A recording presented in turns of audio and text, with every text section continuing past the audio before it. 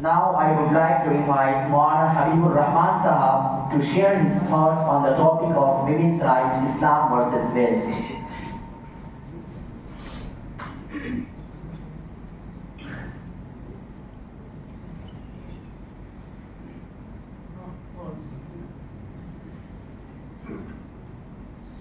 Alhamdulillah Rabbil Alameen.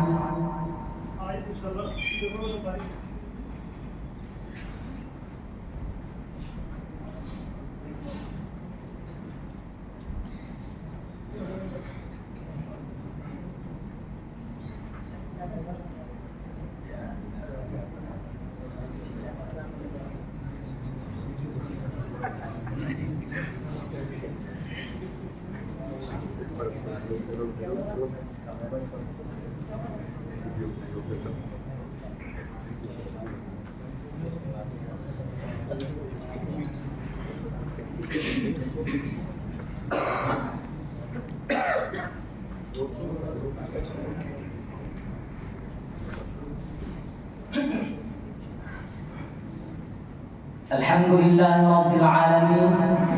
Wassalatu wassalamu ala Rasulihil Kareem wa ala alihi wa sahbihi ajma'in.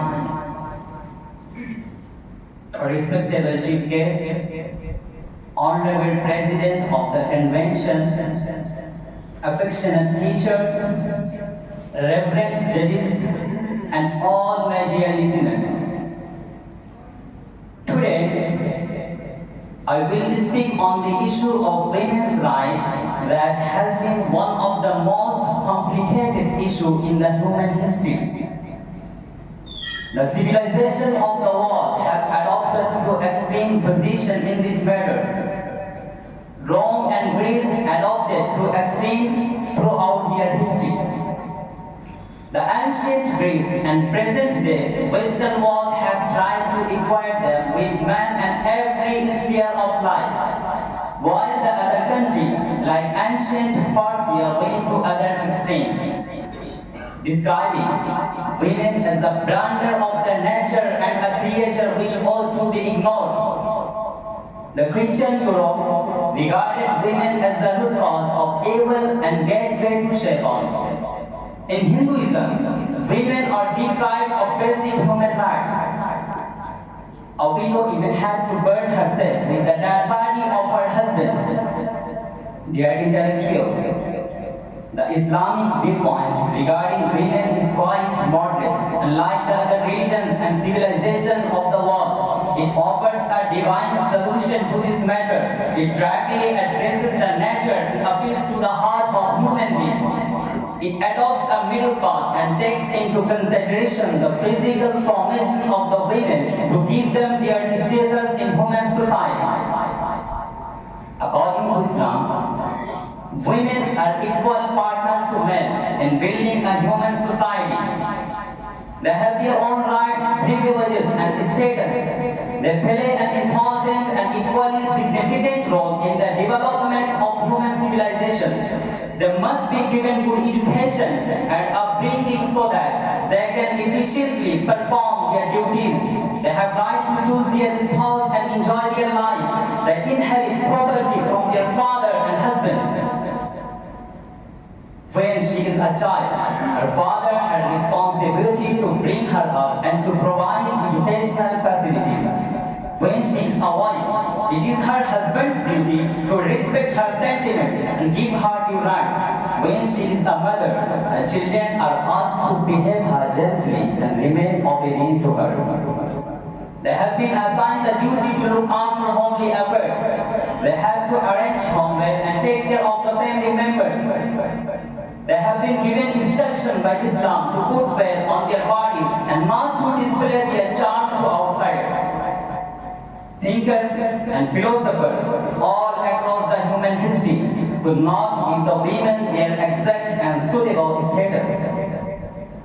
Some civilizations granted them such a status that was less than they deserved, while some raised them to a position that was devastating and dangerous for the social structure.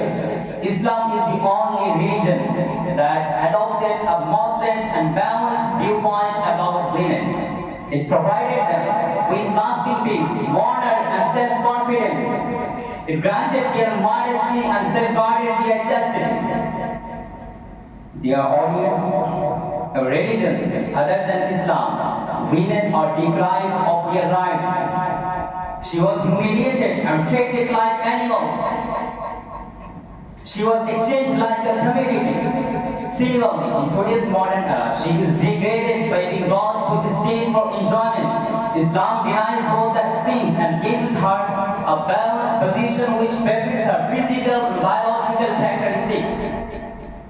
Today, the West shouts slogans of women emancipation and equality. As per the West, a woman is free to live as she likes.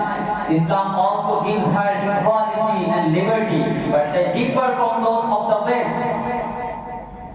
Islam gives a woman equal justice, equal protection, equal honor, and equal rights to live. But it does not believe in the equality of war fate, because the fate of their work is different from men.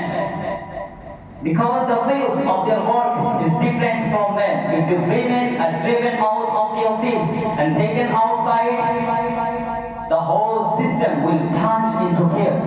It will harm the society, as they will not be able to produce good person for the future of the society.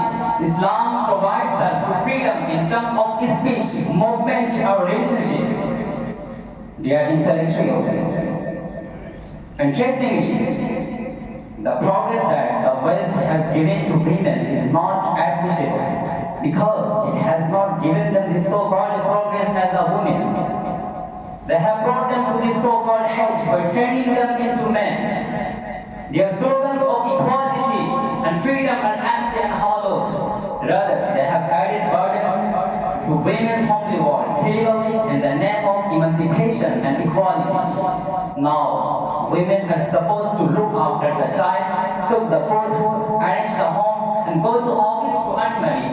Men share their responsibilities with women, but none shares the women's burden at work. This is not only a male exploitation, but also a criminal act to some extent. The women in West could not, the women in West come add up to the grade of men. Men have been occupying all the important posts. Women are only exploited, employees and workers. Equality and liberty is just a lip service and paper writing. They have used women as an instrument of entertainment, of enjoyment. They have put them out of their houses to the streets, offices, dancing clubs, and beer bars just to serve their own ends. The concept of women emancipation is nothing but an illusion. Antonio, a communist author, is compelled to say in his book, "The biological tragedy of women. If anyone talks of giving less right to women, a few people will support it. We ourselves will oppose. But we should not deceive ourselves that a practical equality between men and women is not as easy as we think.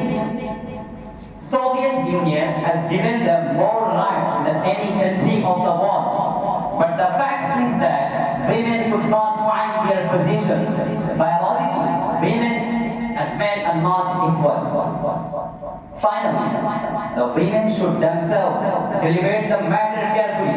It is better for them not to fall prey to women emancipation and equality. They are biologically, naturally, and historically different from men and are not going to chase the men. They use women on every step of life and put extra burdens on them. May Allah give us right understanding of this matter. Wa akhiru da'wana alhamdulillahi rabbil alamin.